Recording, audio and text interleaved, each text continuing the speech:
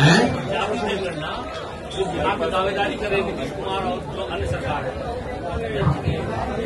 बोलिए बोलिए, माइक में लेके बोलिए, माइक में लेके बोलो। अभिशाप है बिहार के लिए, का अभिशाप है या फिर वरदान? नहीं, जाति की बात कर रहे हैं कि जाति जनगणना की बात कर रहे हैं? नहीं, बिल्कुल नहीं। अभिशाप क्यों है? किसी भी, पहली बात कि बिहार में जो काम हुआ जातियों की संख्या को गिनने का, वो जनगणना नहीं है, वो सर्वे है। जनगणना कराने का अधिकार राज्य सरकारों को नहीं है, जनगणना केंद्र का मामला है।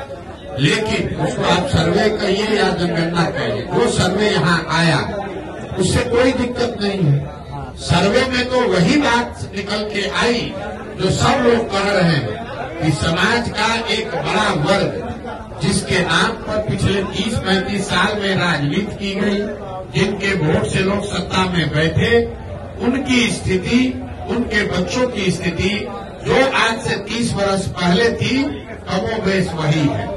जातीय जनगणना सर्वे का जो राजनीतिक फायदा उठाने की लोग कोशिश कर रहे थे, पिछले 1 साल से हम कह रहे हैं इसका कोई राजनीतिक फायदा नहीं हो सकता है।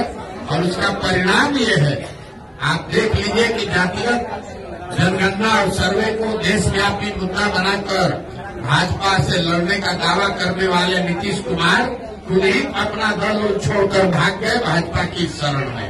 अगर जातिगत सर्वे का कोई चुनावी असर होता तो नीतीश कुमार छोड़कर भागते नहीं। तो ये सीधा दिखाता है, कोई भी सर्वे, कोई भी जनगणना अगर आप करते हैं, समाज के विभिन्न भागों के वर्गों की स्थिति के बारे में अगर सरकार को उसके बारे में बेहतर जानकारी होती है तो उसमें कोई नुकसान नहीं है। लेकिन सिर्फ जानकारी हो जाने मात्र से लोगों की स्थिति नहीं सुधरेगी। ये जनगणना का विषय नहीं है।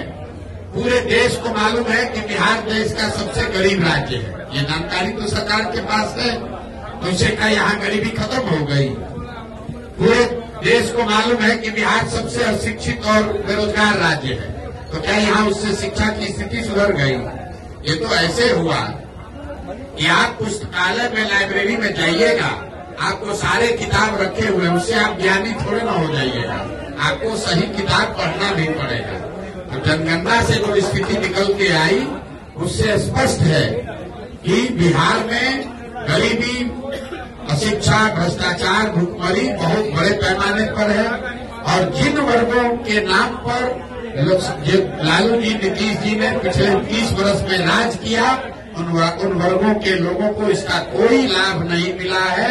ये बात पहले उनके विरोधी कहते थे।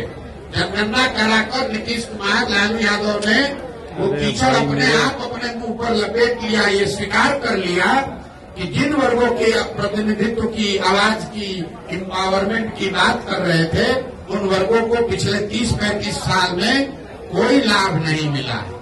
ये जो कहा जा रहा है कि सत्ता में जो लोग बैठे हैं, तो भाई ये बताइए कि अगर जो समाज में अति पिछड़ा है, जो वंचित है, जो मुसलमान है, दलित है, महादलित है, अगर उसको लाभ नहीं मिला तो उसके लाभ का हकमारी किसने किया?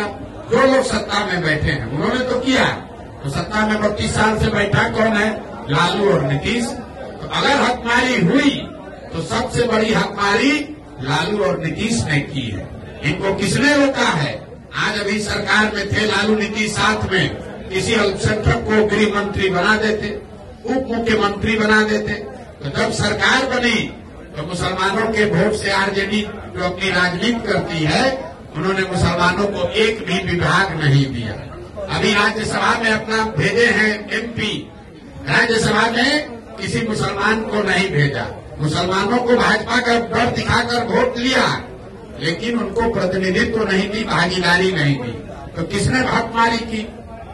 भाई प्रशांत किशोर तो है नहीं, कांग्रेस तो वहाँ है नहीं, सत्ता में है आरजेडी, और मुसलमानों ने वोट दिया है आरजेडी को।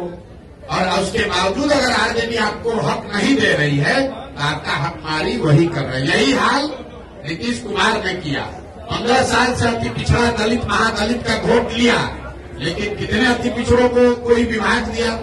कितने अति पिछड़ों को सामाजिक राजनीतिक जगह दी? अपने विभाग में, अपने मंत्रिमंडल में कितने महादलित को जगह दिया है?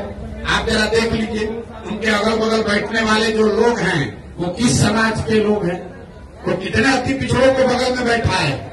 यहाँ का गृह मंत्रालय, यहाँ का वित्त मंत्रालय, यहाँ का ग्रामीण विकास, जल संसाधन, पथ निर्माण, ग्रामीण कार्य, ये जितने बड़े विभाग हैं इसमें कोई अति पिछड़ा, कोई मुसलमान नहीं है।